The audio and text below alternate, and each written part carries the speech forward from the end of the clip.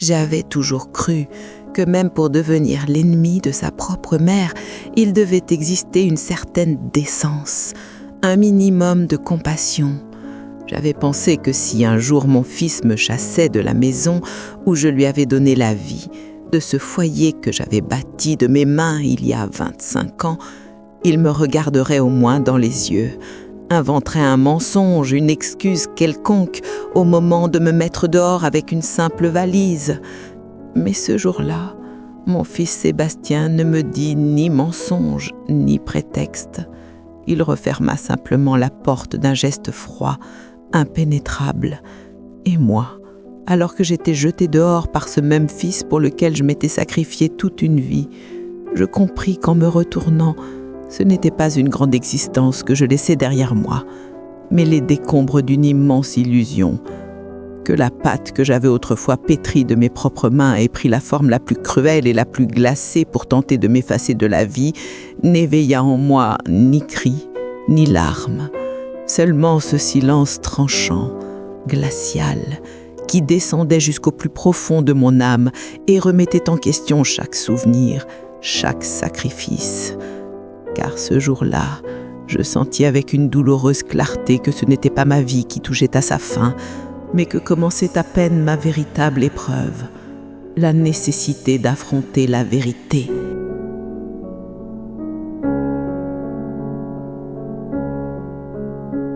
La voix de mon fils, lorsqu'il me lança « Maman, tu n'as plus ta place ici », n'était ni montée par la colère, ni adoucie par le moindre remords. Au contraire, elle sonnait avec l'indifférence mécanique de quelqu'un qui déplace un meuble encombrant, comme s'il disait « c'est aussi simple que ça ». Et moi, face au point insoutenable d'être rejetée si facilement par celui à qui j'avais consacré ma vie entière, je sentis ma poitrine se serrer et mon souffle se couper. Jusqu'à quelques années auparavant, j'avais réussi à supporter de petites piques, comme lorsque l'épouse de Sébastien, Pauline, emmenait sa propre mère et ses frères en vacances familiales tout en m'ignorant complètement. Ou lorsque, au lieu de me défendre, mon fils murmurait « Maman, concentrons-nous sur les enfants » pour ne pas contrarier sa femme. Mais ce dernier geste proclamait clairement que ma présence n'était plus une simple gêne. J'étais devenue une tâche insupportable dans la vie neuve et brillante qu'ils tentaient de bâtir, et dire que je leur avais tout donné pour qu'ils puissent acheter cet appartement luxueux dont on me chassait aujourd'hui. Les dernières économies laissées par mon défunt mari et même les bracelets de fiançailles que je gardais depuis ma jeunesse. Car, pour une mère, le plus grand investissement n'est pas soi-même, mais le bien-être de son fils et de ses petits-enfants. Là, devant cette porte qui venait de se refermer sur moi, je ressentis au fond de moi la honte cuisante de ma naïveté, de la confiance aveugle que j'avais eue en eux. À présent, je n'allais qu'une valise à la main et un cœur glacé par le froid et la trahison. Je n'avais nulle part où aller, personne à appeler, car tout mon monde tournait autour de mon fils. Et qu'il m'efface ainsi d'un seul geste n'était pas seulement la perte d'un foyer, mais l'anéantissement brutal de mon but de vie, de mon identité. L'odeur étrangère de la chambre d'hôtel où je m'étais réfugiée au milieu de la nuit me protégeait un peu de la honte et de l'humiliation que j'aurais ressentie chez moi. Au moins, entre ces 4 murs, personne ne pouvait me voir dans cet état. Et tandis que je feuilletais ce vieil album photo froissé, je me demandais quand le petit Sébastien qui souriait et se blottissait contre moi deviendrait assez mûr pour affronter les conséquences de ses actes.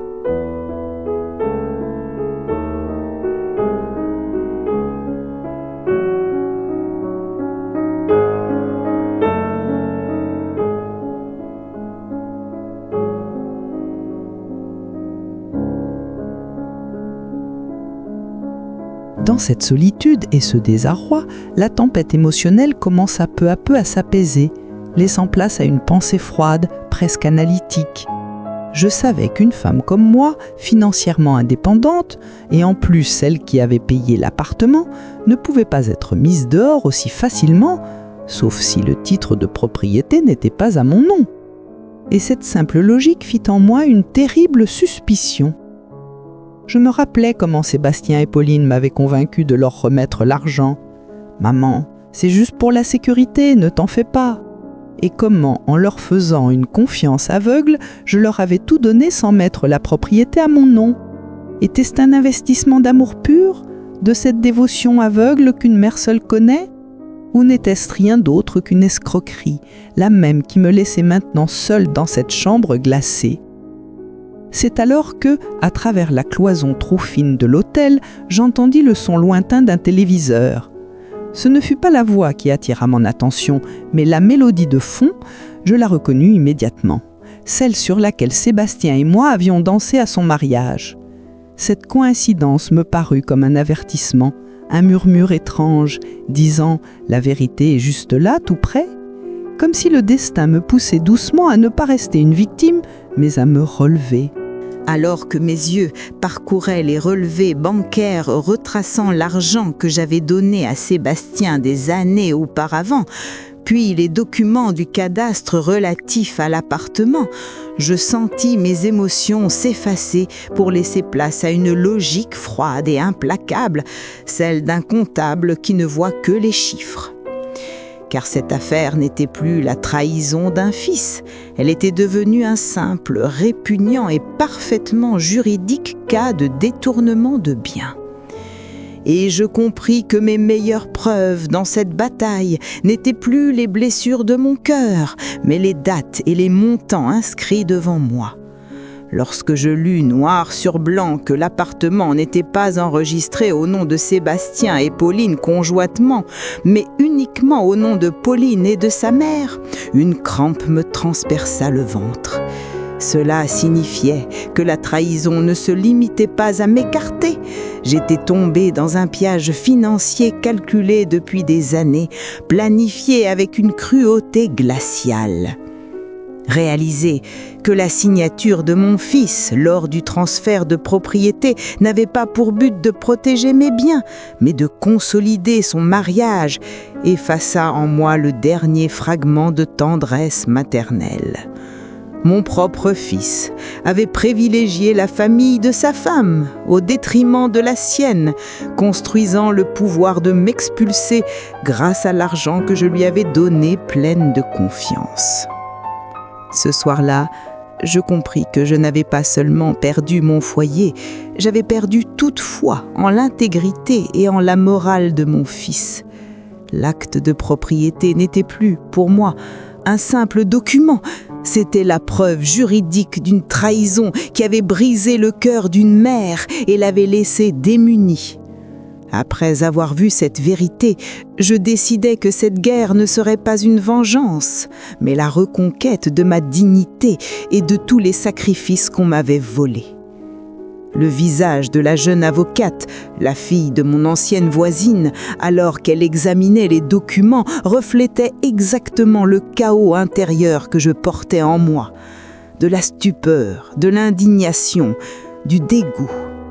Dans ses yeux, je lus le choc profond, moral, de découvrir pour la première fois qu'un fils pouvait traiter sa propre mère avec une telle cruauté. Et ce regard, paradoxalement, m'apporta un étrange réconfort. Je n'étais pas folle, ni seule dans cette douleur. Quand elle me souffla, Madame Françoise, d'après ce registre, Monsieur Sébastien n'a aucun droit légal sur l'appartement. Tout est au nom de sa femme et de sa belle-mère. Je compris que la trahison avait encore une dimension plus répugnante. Mon fils ne m'avait pas seulement mise dehors, il ne s'était même pas protégé lui-même face à sa belle famille. Il était devenu un serviteur docile, un simple pion financier entre les mains de sa belle-mère. Quelques minutes plus tard, j'appris que la seule action juridique possible était de prouver que l'argent donné à Sébastien était un prêt et de demander l'annulation de l'acte pour fraude. Ce serait un processus long, épuisant, déchirant, mais j'étais déterminée à poursuivre cette bataille jusqu'à voir l'empire de mensonges construit sur mon amour de mère s'effondrer pièce par pièce. À partir de ce jour, le bureau de mon avocate devint mon quartier général et les reçus bancaires mon arsenal. J'ai laissé les larmes et le deuil derrière moi et j'ai entamé une guerre silencieuse, profonde, méthodique pour montrer à ceux qui m'avaient expulsé de ce qui devait être mon refuge le visage froid, implacable de la justice.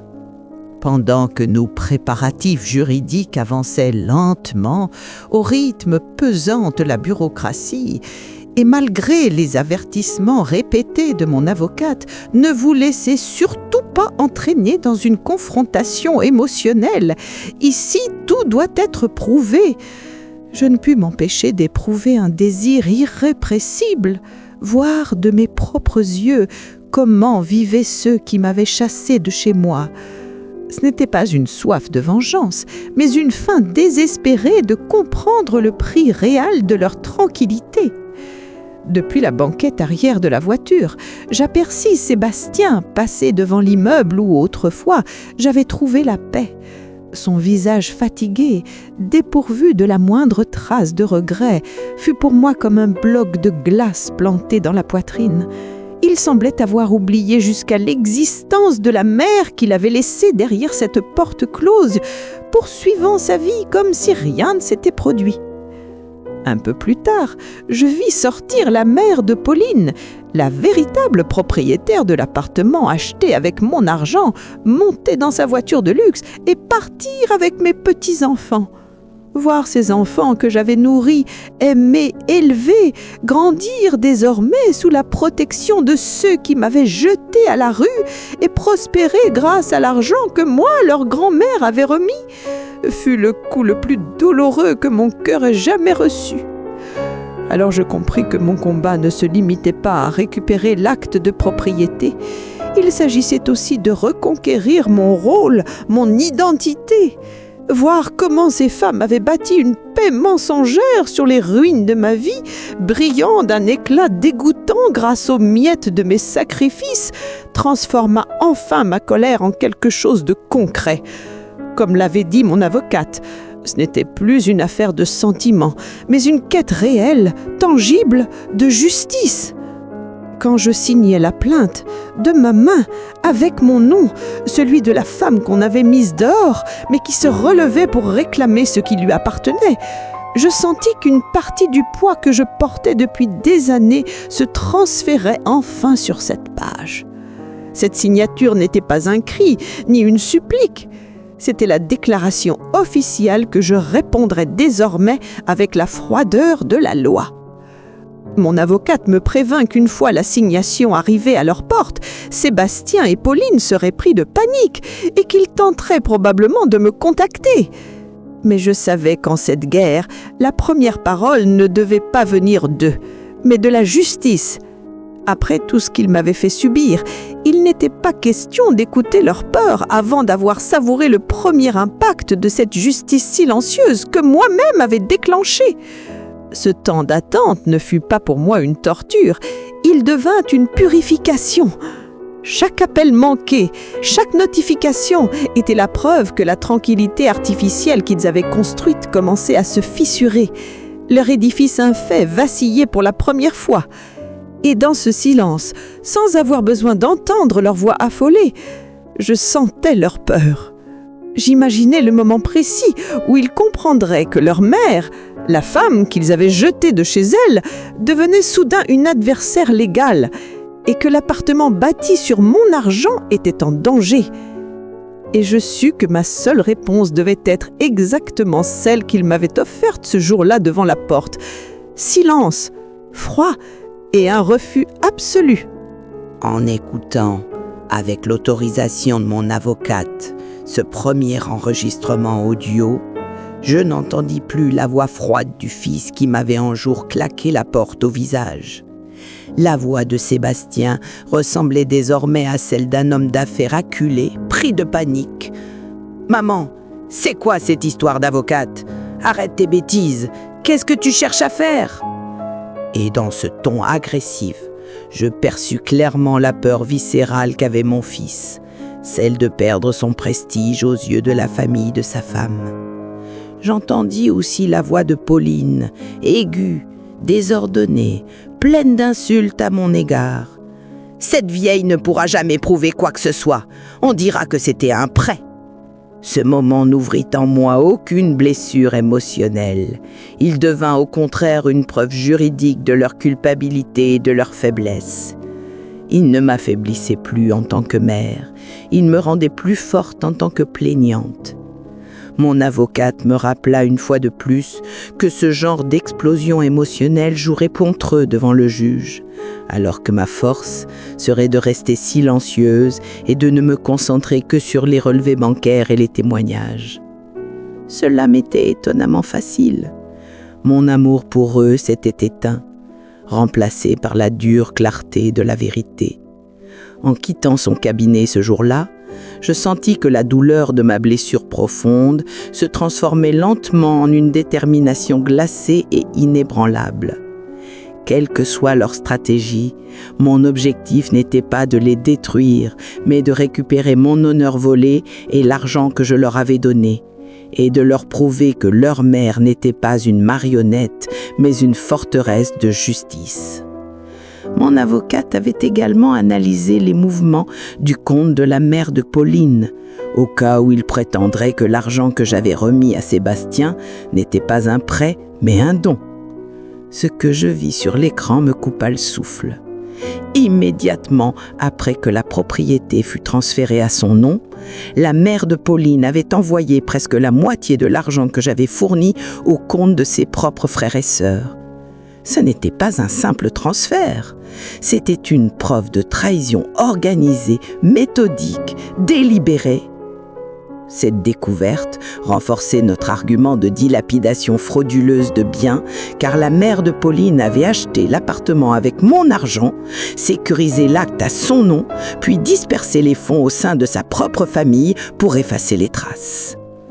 C'était un jeu financier ignoble, calculé, dirigé contre ma générosité. La situation de Sébastien devenait plus claire que jamais. Pour gagner la faveur de la famille de sa femme et solidifier son mariage, il avait utilisé l'argent de sa propre mère pour que sa belle-mère obtienne le contrôle total du logement. Et ensuite, pour se protéger et maintenir son rôle au sein de cette famille, il m'avait jeté dehors. Cet homme, mon fils, n'était plus qu'un instrument, un pion soumis entre les mains de sa belle famille. Cet acte de propriété n'était plus pour moi un document immobilier. C'était un contrat de vente moralement répugnant, la preuve du prix auquel Sébastien avait vendu son honneur. Et ce jour-là, je compris que mon combat n'était pas seulement de reprendre l'appartement, c'était de montrer que je n'accepterais jamais, au grand jamais, que mon fils continue d'être manipulé comme une marionnette par la famille de sa femme. Encore moins au prix de ma vie, de mon argent et de ma dignité. Au milieu de cette bataille juridique, ce qui me faisait le plus souffrir était le silence de mes petits-enfants.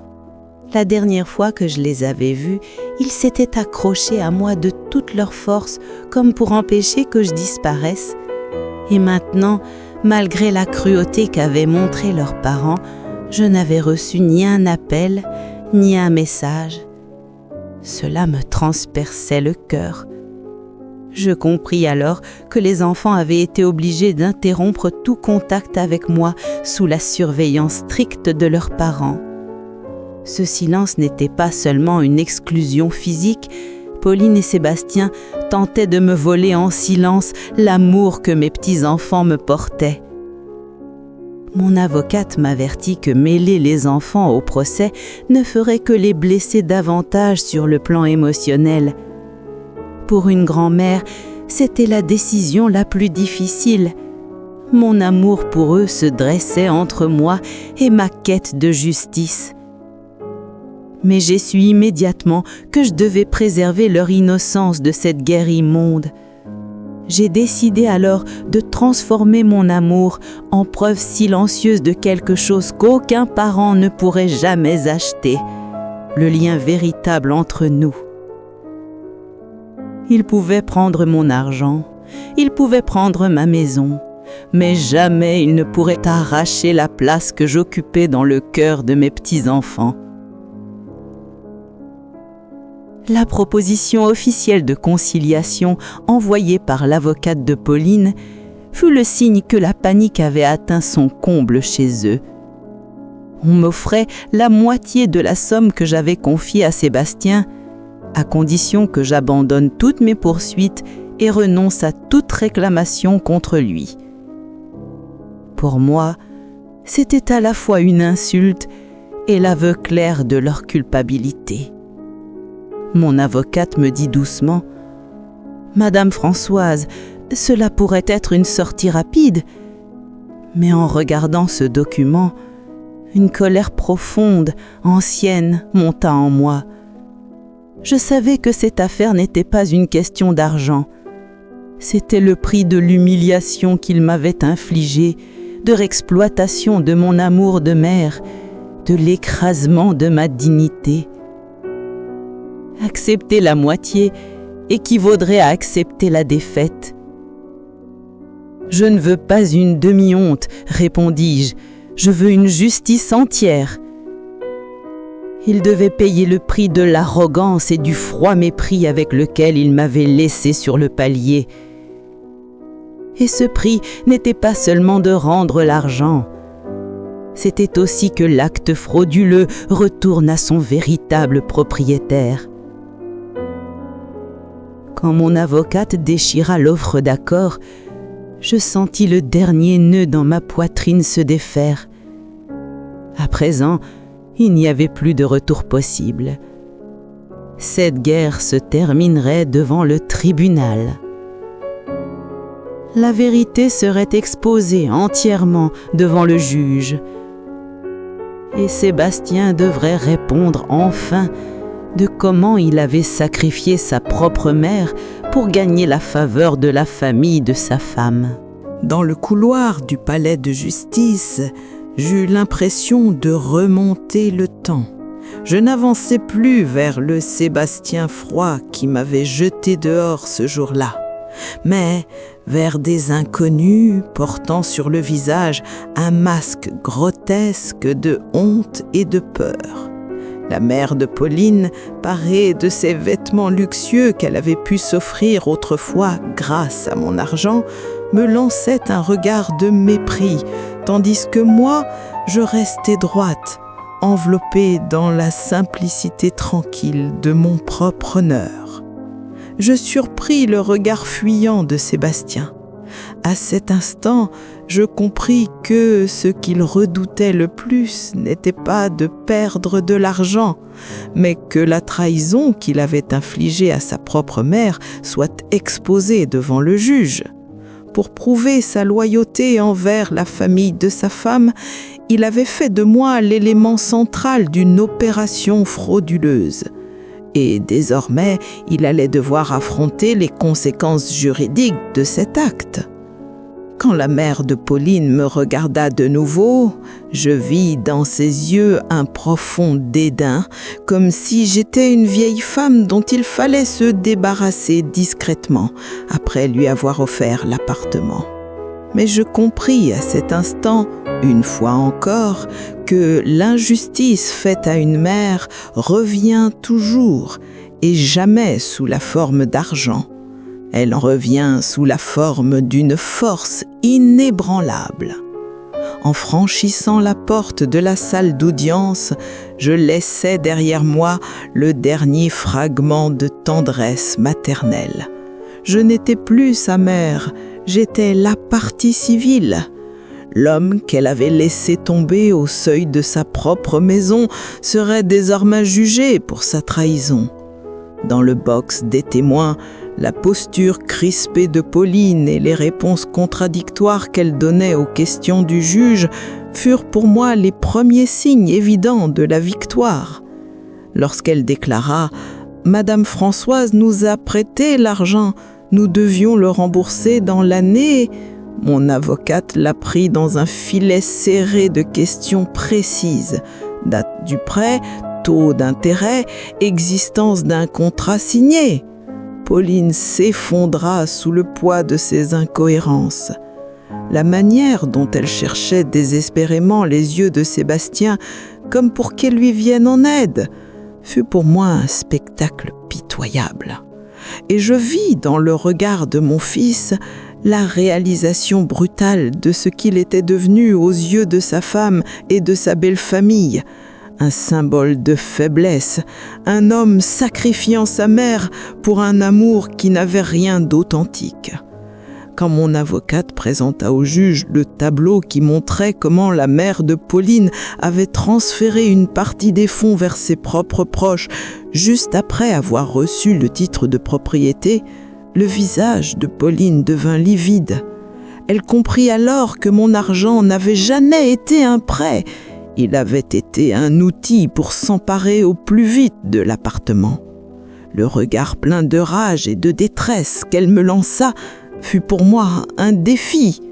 Je lui répondis calmement, avec la même froideur que j'avais ressentie ce jour où l'on m'avait laissé devant la porte. Dans cette guerre, ce ne sont pas les sentiments qui parlent, ce sont les preuves. Et il n'y a plus de retour possible. La posture désespérée et tremblante de Sébastien dans le box des témoins ne fut pour moi ni un réconfort, ni une victoire.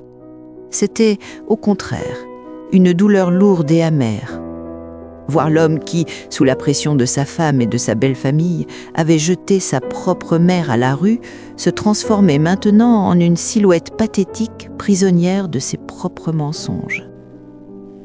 À cet instant, je compris que je ne perdais pas seulement un fils, je voyais aussi son honneur se briser en 1000 morceaux devant mes yeux.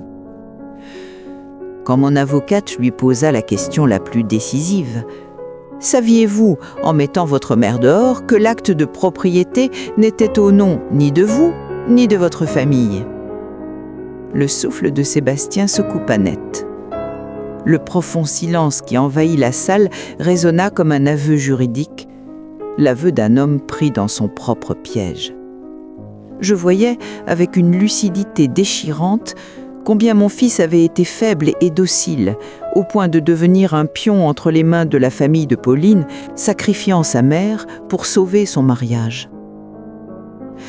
Le fait qu'il ait foulé aux pieds la mémoire de son père et tout l'amour que je lui avais donné, uniquement pour se conformer aux exigences luxueuses de Pauline et de sa famille, dépassait largement la question d'un prêt ou d'un acte. C'était la preuve vivante de la manière dont l'argent peut corrompre l'âme humaine, éroder en caractère et provoquer un effondrement moral capable de briser le cœur d'une mère. Lorsque la mère de Pauline interpréta même l'émotion de Sébastien comme une faiblesse exploitable et tenta immédiatement de souffler des instructions à son avocate, je compris une nouvelle fois combien cette famille était calculatrice et dépourvue d'empathie. Il ne se souciait pas du cœur de mon fils, seulement du titre de propriété payé avec mon argent. Et là, j'ai compris que ce jour-là, ce n'était pas moi que Sébastien avait sacrifié, c'était sa propre chance de se sauver lui-même. Les larmes qu'il versa à cet instant n'étaient pas pour moi celles du repentir, c'étaient les larmes d'un homme qui découvrait enfin, horrifié, l'étendue du piège dégoûtant dans lequel il s'était laissé enfermer. Et moi, debout, silencieuse, j'incarnais devant toute la salle ce que peut devenir le cœur d'une mère, brisé certes, mais aussi capable de se durcir pour réclamer justice. La voix froide et officielle du juge résonna alors, énumérant un à un la manœuvre frauduleuse de la mère de Pauline, les contradictions de Pauline dans sa déposition et la dimension morale du geste de Sébastien lorsqu'il avait mis à la porte sa propre mère. L'atmosphère devint glaciale. Je compris à cet instant que la justice ne se bâtissait pas sur les cris ou la douleur, mais sur les relevés bancaires, les documents du cadastre et les actes prémédités mis au jour par le travail minutieux de mon avocate. Quand le juge prononça l'annulation de la partie frauduleuse de l'acte au nom de la mère de Pauline et ordonna le remboursement intégral de la somme que j'avais donnée, avec intérêts légaux, ce fut pour moi bien plus qu'une victoire judiciaire. Ce fut la réouverture violente par la loi de la porte que Sébastien m'avait fermée au visage. C'était la restitution la plus concrète, la plus puissante de mon honneur volé et de mes sacrifices piétinés.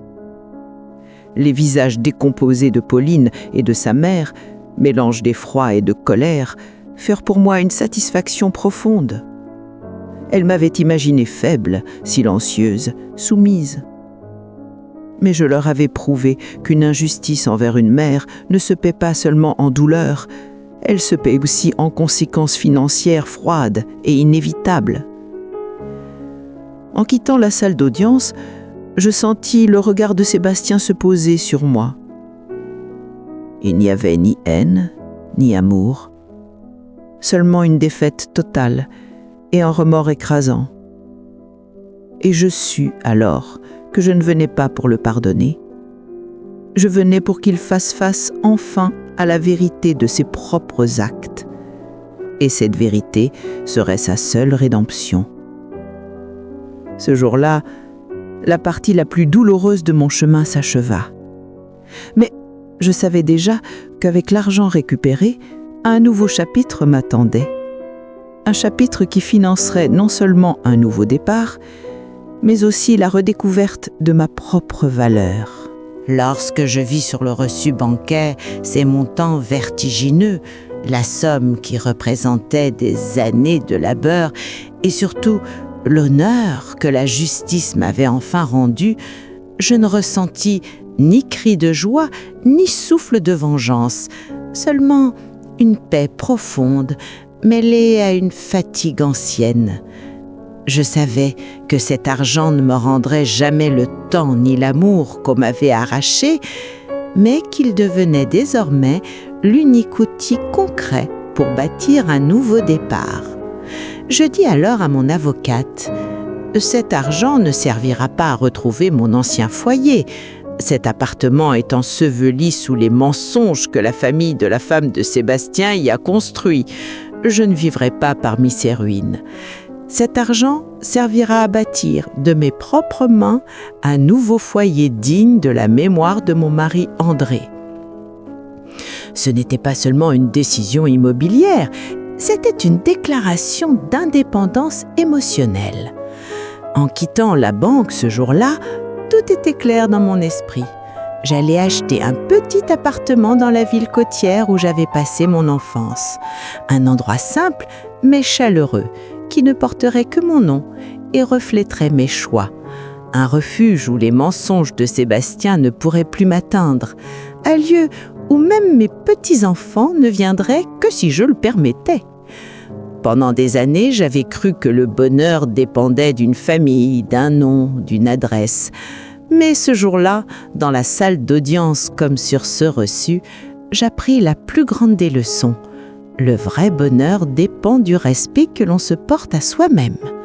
Et cet argent deviendrait le pont vers ce respect retrouvé.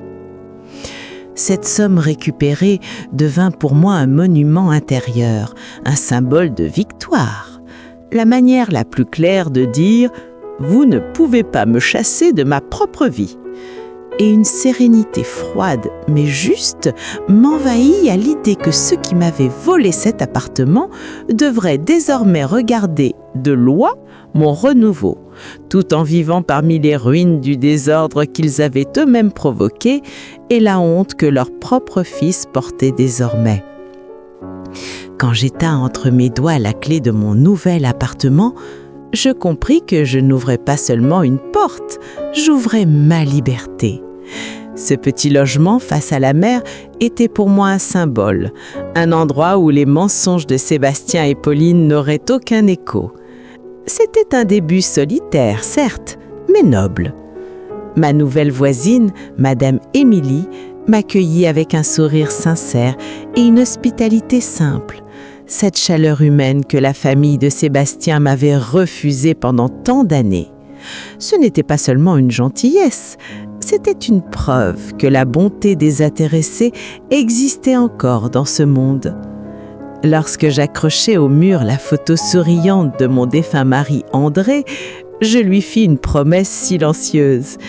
j'ai vaincu le mensonge qui nous a trahis et j'ai recommencé avec notre dignité. À cet instant, je compris que les tromperies de Sébastien n'avaient pas détruit nos 50 ans d'amour. Elles avaient au contraire fait de moi une femme encore plus forte. Le murmure de l'océan n'était plus un cri de détresse, c'était une berceuse de paix et de pardon. Je n'ai pas pardonné à Sébastien, mais je me suis pardonnée à moi-même, à cette Françoise naïve qui avait cru trop facilement, donné trop vite, aimé trop fort. Et ce jour-là, libérée du poids du passé, j'ai senti que j'étais enfin prête à ouvrir une nouvelle page, honnête et sereine. Ma vie n'avancerait plus dans l'ombre de Sébastien et de Pauline. La femme chassée avec une valise n'existait plus. À sa place se tenait désormais Françoise, une femme qui tient fermement la barre de sa vie, qui fait face à l'injustice et qui, surtout, avait choisi de revivre et d'aimer encore.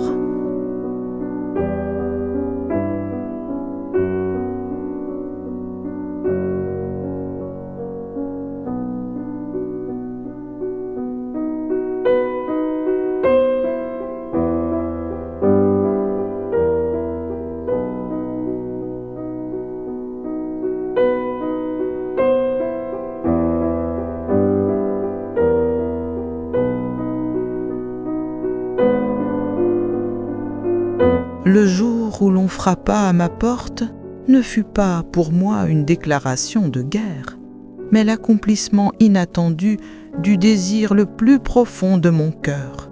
Car lorsque j'ouvris, ce ne fut ni Sébastien ni Pauline que je trouvais devant moi, mais mes petits-enfants, Émile et Élise, les yeux pleins d'une culpabilité muette et d'un immense besoin d'amour.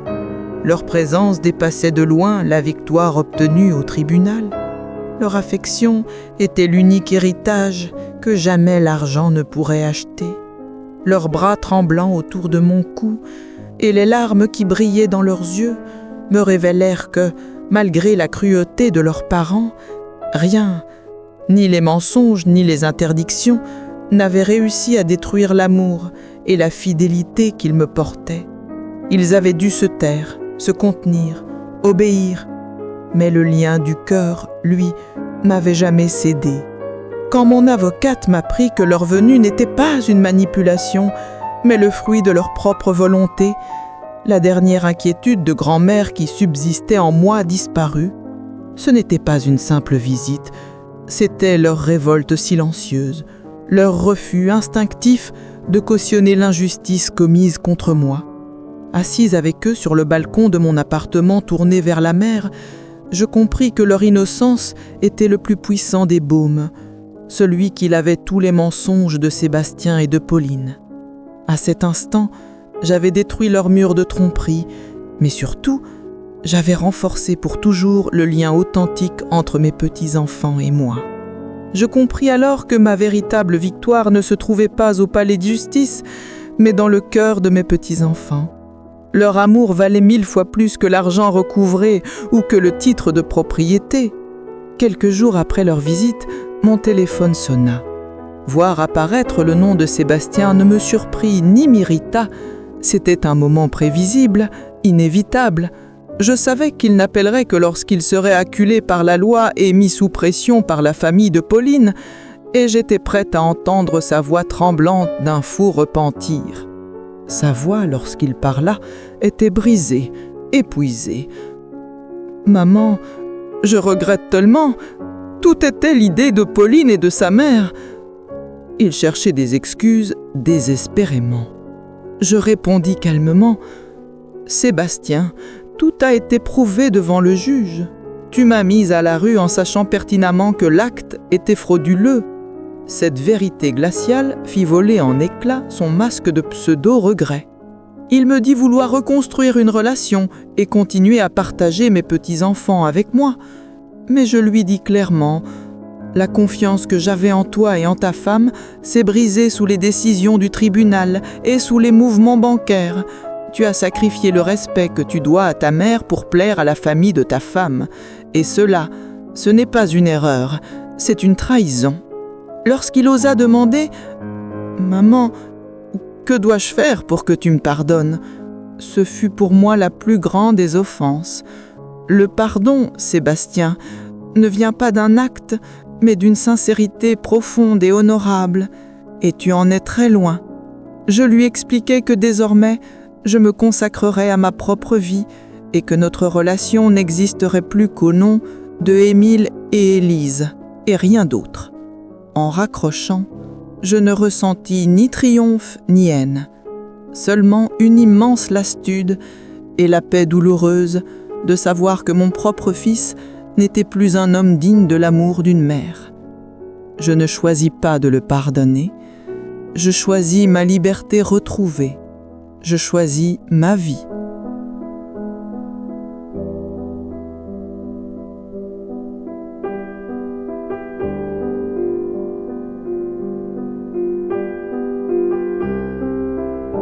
Ce jour passé avec mes petits-enfants, en marchant avec eux au bord de la mer, je compris enfin la vérité derrière l'attitude glaciale de Sébastien. Lorsqu'Émile se pencha vers moi et me murmura « Mamie, tu sais, papa et maman se sont énormément disputés le jour où il t'a mise à la porte », tout devint clair. En me jetant dehors, Sébastien avait précipité son propre mariage dans une impasse. Et lorsqu'Élise ajouta « Papa était épuisé par la pression de la famille de maman », je vis que Sébastien n'était pas seulement une victime dans cette histoire de titre de propriété, il était aussi complice. Mais même sa fatigue, même son désarroi, ne pouvaient en aucun cas justifier un acte aussi impardonnable que d'expulser sa propre mère. Car l'amour d'une mère ne peut être sacrifié pour sauver un mariage. Je me tournai vers eux et leur dis doucement « Mamie vous aime plus que tout. Mais nous avons une règle. Les problèmes entre votre père et votre mère ne vous concernent pas. Vous ne me raconterez rien à leur sujet et moi non plus, je ne vous dirai jamais ce qu'ils ont fait. » Ce n'était pas qu'une règle, c'était une promesse de protéger leur innocence et leur paix. Qu'ils comprennent et acceptent cette règle fut pour moi un immense réconfort. Je savais alors que ce lien nouveau, honnête, profond, demeurait mon vrai foyer, même si la famille factice que Sébastien et Pauline avaient construite s'était effondrée. En quittant la plage ce jour-là, je sentis au plus profond de moi que peu importait désormais le repentir de Sébastien ou la colère de Pauline. Ce qui comptait, c'était ma paix intérieure et ce nouveau départ, pur et lumineux, que je construisais avec mes petits-enfants. Les années passèrent doucement après cette grande tempête. Avec une petite partie de l'argent récupéré au tribunal, j'ouvris une petite boutique d'occasion dans ce charmant village côtier. Ce magasin n'était pas seulement une source de revenus, c'était un refuge où je redécouvrais ma valeur, mon travail, ma force. Chaque objet sur mes étagères portait une histoire, une seconde chance, comme moi. Ces choses jadis rejetées, mais auxquelles mes mains redonnaient vie, me rappelaient que malgré la trahison de Sébastien, ma propre vie n'avait pas été jetée. Elle avait été retrouvée, réinventée, aimée à nouveau. Chaque client qui franchissait ma porte devenait un ami, un confident. Une preuve que la vie pouvait encore être belle. Je n'étais plus la Françoise brisée par les mensonges de Sébastien et de Pauline. J'étais une femme droite, digne, debout grâce à son propre travail.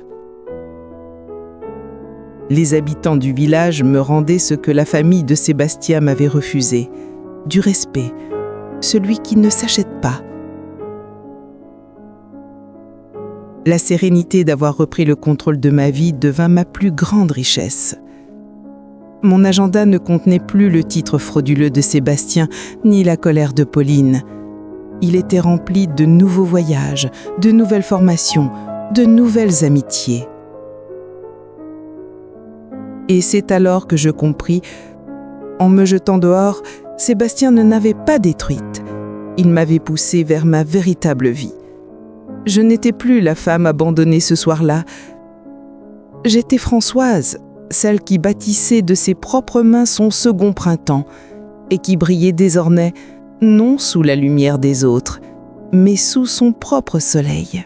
Ce jour-là, lorsque Madame Émilie franchit la porte de ma boutique, un journal local à la main, je ne ressentis aucun choc. Ce n'était que l'annonce attendue et inévitable d'une fin qui se préparait depuis longtemps. On y lisait que Sébastien et Pauline, après avoir perdu l'argent que la justice m'avait rendu, étaient tombés dans des difficultés financières encore plus graves. On y mentionnait même que la mère de Pauline faisait désormais l'objet d'une enquête pour fraude immobilière à la suite du jugement concernant l'acte falsifié. En parcourant l'article, je n'éprouvais ni joie, ni désir de vengeance, seulement une profonde tristesse et une lucidité glaciale. Je voyais noir sur blanc l'effondrement du château de mensonges que mon fils avait construit en me sacrifiant, un château fait de sable, fragile, condamné. Lorsque Madame Émilie me demanda étonnée, « C'est incroyable, comment ont-ils pu tomber si bas alors qu'ils vivaient dans un tel luxe ?» Je lui répondis calmement, « Ma chère Émilie, aucune vie bâtie sur l'honneur ou le travail des autres ne peut durer. Le malheur finit toujours par réclamer son dû. La chute de Sébastien et Pauline n'était pas une victoire pour moi. C'était simplement la confirmation limpide d'une vérité universelle. Ma paix intérieure et l'amour de mes petits-enfants valaient infiniment plus que les ruines financières qu'ils laissaient derrière eux. Ce jour-là ne marquait pas un tournant dans ma vie, mais seulement la preuve que mon chemin, à moi, avançait dans la bonne direction. Quand j'ouvris quelques heures plus tard la porte de mon nouveau foyer, je ne trouvai ni le propriétaire arrogant du bel appartement d'autrefois, ni l'homme sûr de lui qui m'avait jeté de l'or. Devant moi se tenait un Sébastien brisé,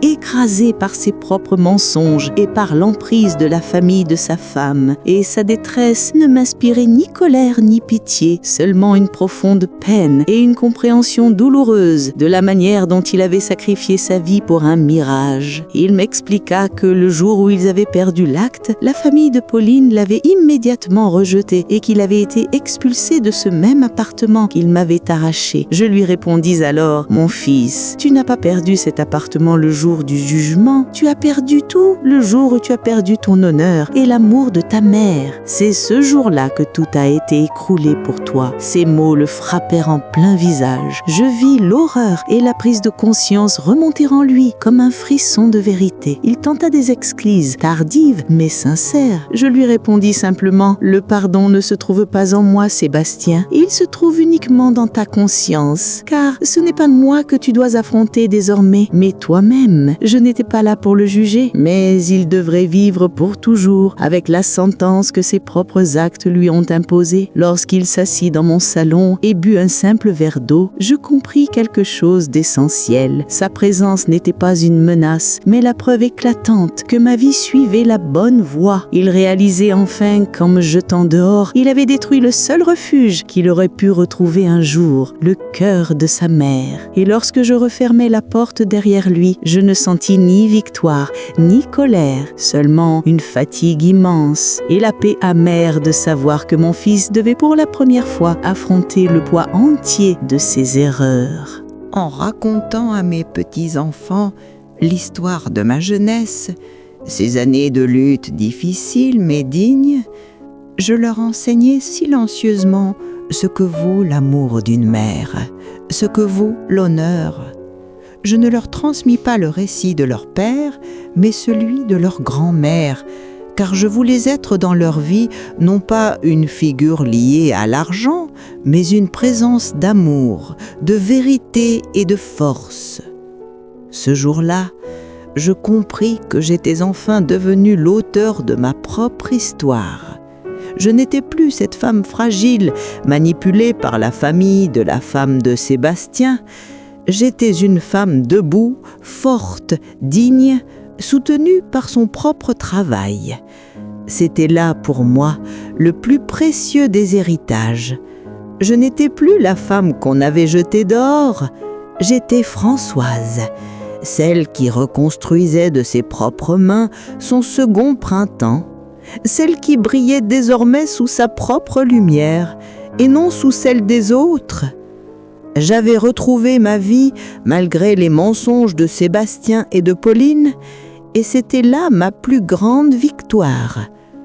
N'oubliez jamais, l'amour et l'honneur d'une mère ne s'achètent ni avec l'argent, ni avec la tromperie. Si je vous raconte cette longue histoire aujourd'hui, ce n'est pas comme une tragédie, mais comme une preuve vivante de la force inattendue de l'âme humaine, une âme capable, comme la mer, de rester calme et puissante malgré les tempêtes les plus violentes. Le jour où l'on m'a mise à la porte n'a pas marqué la fin de ma vie, mais le début nécessaire et douloureux d'un voyage pour reconquérir ma valeur, ma dignité, ma liberté. Ce titre de propriété n'était pas seulement un papier, c'était l'insigne répugnant d'une tentative de voler l'amour et le travail d'une mère. Mais en le récupérant, j'ai montré à Sébastien et Pauline que je ne resterai jamais silencieuse face à la justice et que je bâtirai ma propre justice de mes propres mains. Sur ce chemin, j'ai appris que le pardon est une bonté que l'on doit offrir non seulement aux autres, mais aussi et surtout à soi-même. J'ai pardonné à la femme que j'étais ce jour-là, celle qu'on avait chassée. Et ainsi, libérée du poids du passé, j'ai avancé vers de plus beaux chapitres de ma vie. Souvenez-vous toujours, l'amour et l'honneur d'une mère ne s'achètent jamais. Et quand vous tenez la barre de votre propre existence, aucune tempête ne peut vous faire dévier de votre route. Et n'oubliez pas, même le cœur le plus ravagé finit, tôt ou tard, par refleurir.